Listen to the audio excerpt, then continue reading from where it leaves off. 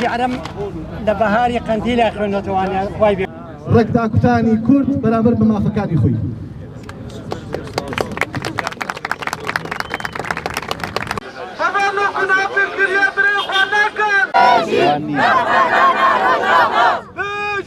برخوادانا رجوفا برخوادانا قلكون ماشي برخوادانا قلكون ماشي برخوادانا رجوفا ماشي برخوادانا رجوفا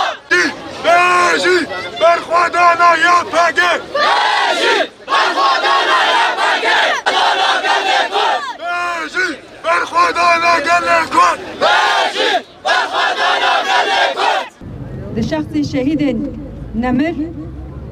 ام همو شهیدان بیرتینن وک هر کس زانه او اریشن کل سر شیخ مقصود اشرفی آتنه کرن یکم پیلان بو دست پیک پیلان بو سر همو رجاوا بکرن یعنی او اریشن کو ایرو ام دبینن لشیخ مقصود لاشرفیه لرقه لدیر ازور لحسکش همان شوا ایرو سفربری کاتی اعلان کرن جبویجی يعني إما إيرو وقالي كرد نتهنى لرجاوا لباشورجي لباكورجي لرجلاتجي لسربيان يعني أو بانغوازيه كو إما إيرو دكن راسي بانغوازيه كي كردستانية كو إيرو دكن أو بانغوازيه نتهنش بو قالي كردا جبو نتهنى بو رجاوايا جبو همو قالانا جبو ويجي يعني إما وقالي كرد إيرو قاقر أو بشوازي خوي اگر ایرو داره کن بونه راستی جبو پالپشتی او هزین کلو داره رو ددن یعنی ایرو اکری و بری خواستر دندر با کرجلاتی سوریه دا و سفر بری اعلان کریا اما جل داره پالپشتی و دکن و که هزین قصده اما پالپشتی قصدن جبر ایرو کادی کو ایرو اما رو ددن ایرو شرکی گران سرطان کرد نیه سرطان بشکی کردستان نیه جبوهجی او شرک کل سر روجاوای کردستان سر تواوی کردستانه ایرو ام بانگوازی همو جیهان دکن بانگوازی من نتنش بو گله کرده نتنش بو بشکی کردستانش بو همو کردستانه کو ایرو ام ریاستی د شخص وان شهیدان ده او یک ریزی گله کرد کواتیه آباکرین هاتیه دامزراندن اما دست پی بکن دستی خواه بکن دستی اما توانه بن او یک ریزیه راستی د شخص وان شهیدان ده دست پی کر اما بردوام بکن ایرو ام لفينا جبوجي چی دبه بلا ببه اما تنه یک تشت آمانجی اما یانجیانه کی برومت یانجی مرن تكاله همو ملتي كرده كم امرو روجيكا هليكا بومان هاتوا ابي امرو همو يقرتوبين ابي امرو همو بارشكان بيقدل بيجان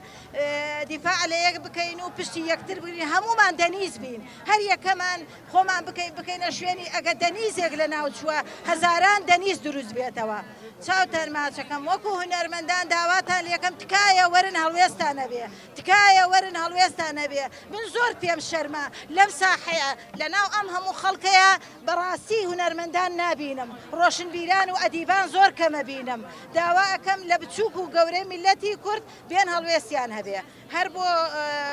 شهيدي نمر أم دوديري كاكي من رشيد أخوان موا خوزقا خاكو خولي سرريبام لا همي قافا لبر بي شرفاني كي مردا للروش آفا خوزقا تشكي بام بشاني كشا كردي كي مردي كردا كغيرته مردايتي لي أتكيا بلقى أم أخوايا بما تشكي شاني كشا فكيا بلقى أم أخوايا دجمني كي بيكيا ئێمە دوێنێش لە بەیاننامەیەکی کۆنسەی بەڕێوەبەریە جارێکی تر پشتیوانی و جارێکی تر هاوخەباتی خۆمان لەگەڵ خەباتی ڕۆژاوای کوردستان باکوور و ڕۆژهەڵات دووبارە کردەوە ئەو سەفەربەریەی کە دوێنێ لە ڕۆژاوای کوردستان دەسەڵاتی خۆسەری ڕایگەیانوە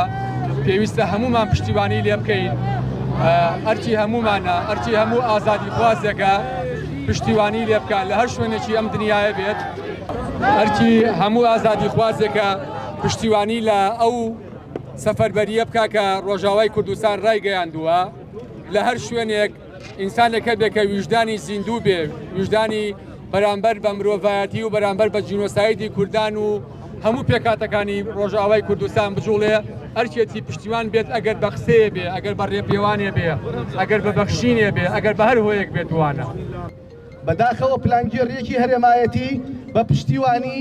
یان بە بێدەنگی نێودەوڵەتی لە ناوچەکە ڕوبەڕووی ئەزمموی ڕۆژاوا بووتەوە ئەم پلانگیریە بە هەمان لۆژیک و فکری داعش دەستی کردووە بە کۆمەڵکوژی خەڵکی کوردستان و دەیانەوێت لە ڕێگەی خۆسەپاندن و هێزەوە ناوچە ئازادکراوەکان بگەڕێنەوە بۆ بندەستی هاوشێوەکانی داعش ئەوەی لە چەند ڕۆژی ڕابردوودا و دوای پەلاماردانی گەڕەکەکانی شێخ مەقسوود و ئەشرەفیە لە چەند ڕۆژی ڕابردوودا دوای پەلامارەکانی گەڕەکەکانی شێخ مەقسوود و ئەشرەفیە لە دێرەزور و ڕەقە و سنووری حەسەکە بینیمان جگە لە تاوانی جەنگ و جینۆساید هیچ پێناسەیەکی دیکە هەڵناگرێت ئەو ڕەفتارە نامرۆی و نائەخلاقیانە بە بەرچاوی دنیای دیموکراسی و مافی مرۆڤەوە بە بەرچاوی جیهانی عەرەبی و ئیسلامیەوە بە ڕۆژی ڕووناک ئەنجام دەدرێن دنیای بڕیار بەدەست و دەسەڵاتدار لە پێناو بەرژەوەندی خۆیاندا نەک ئامادەی هەڵبژاردننی بێدەنگین لە بەرامبەر کارەساتی مرۆیی بەڵکو ئامادەن لەسەر حسابی خوێنی کوڕووکچی شەڕڤانی کورد پاداشتی کۆنە تیرۆریستان و هاوبەشەکانی داعشیش بکەن ئەم دیدگا بەرژەوەندی خوازە سیاسیە کە خاڵیە لە هەموو پرەنسیپێکی دیموکراسی و لە هەر مۆراڵێکی ئەخلاقی و مرۆڤدۆستی ئەمڕۆ لە بەرامبەر مەترسی گەورە بۆ سەر کوردانی ڕۆژئاوا ناڕاستەوخۆ لە پشتی گروپە چەکدارە بێ ناسنامەکان وەستاوەتەوە و لە بەرامبەر تاوانی کۆمەڵکوژیشدا بێدەنگی هەڵبژاردووە. لە ڕاستیە وەک هەمیشە دەبینین کە خەڵکی شەرەفمەندی هەرێمی کوردستان پاڵپشتی دۆزی ڕەوای گەلەکەمان لە هەر چوار پارچەی کوردستان بووین لە سۆنگەی هەستکردن بە بەرپرسیارەتی ئەخلاقی دینی نەتەوەی ئەمڕۆ بەم جۆری کە دەبینن هاوڵاتیانی هەرێمی کوردستان بەشدارن لە گرتبوونەوەیکی بەم ڕەنگە بۆ پشتیوانیکردن لە دۆزی ڕەوای گەلەکەمان لە ڕۆژاوای کوردستان لە ڕاستیدا ئەوەی کە لە ڕۆژاوای کوردستان ئەمڕۆ دەگوزارێت تایبەت نییە بە پارچەیەک یاخود تەنیا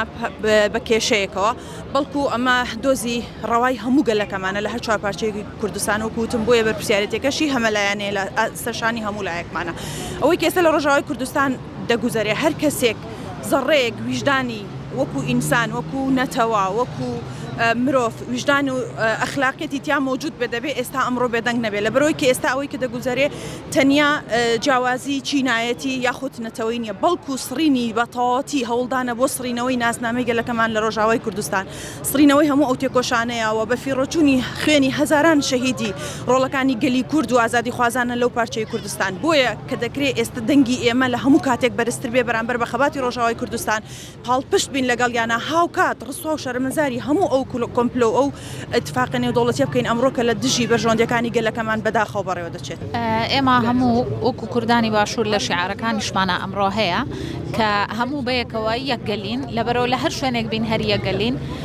وا پێویستەکە یەک و یەکگرتوو بین لەبەرەوەی ئێمە بە قۆناغەکانی شەڕ و ئاوارە بوونا تێپەڕێوین زۆر باش تێگەین کە برایانمان لە ڕۆژ ئاوا خوشکانمان لە ڕۆژ ئاوا چی ئەچێژن بۆیە هەم وەکو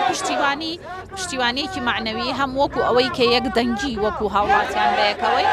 پێویست بکە ئەمڕۆ ئەم تەجەموعە بکرێت وەکو ژنێک چۆن پشتیوانی خۆت بۆ ژنان و گەریلایانی ڕۆژ ئاوا دەرەبڕیت ئەوان لەوێ بەرخۆدانی دەکەن پارێزگاری لە خاکیان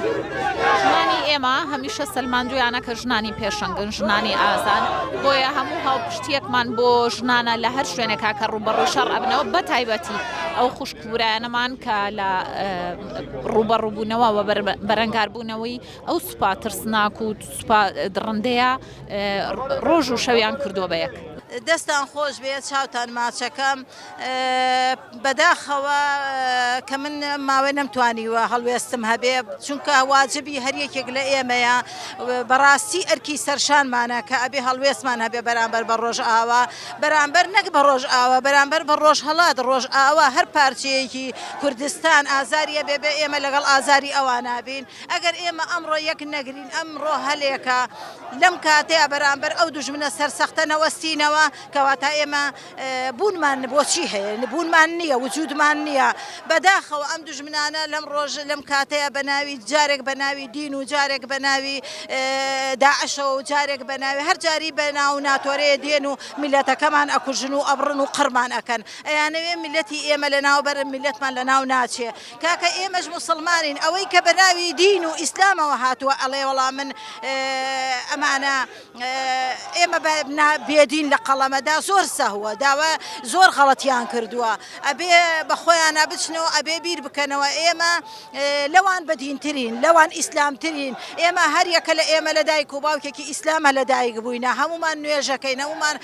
لەگەڵ بەڵام خوای گەورە و توێتی ئەوەی کە دیفاع لە خاک و شەرەف نەکە ئەوە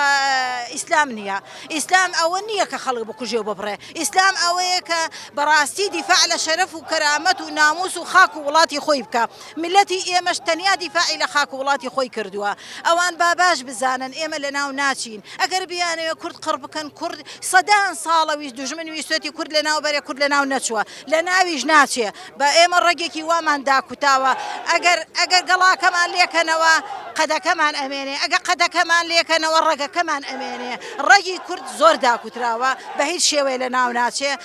سوپاسی هەموو خەڵکە ئەەکەم کە هاتوون ئەبوایە ئەوەیتر خەڵک بەهاتایە هەر لێرەشەوە ئەڵێم دوژمن خەیاڵت خاوە ئەو دەسە بکە بنسرت کە ڕۆژێک کورد ڕۆژی خۆی دێ ڕۆژێکە بێ کورد ئەبێ بە دەوڵەت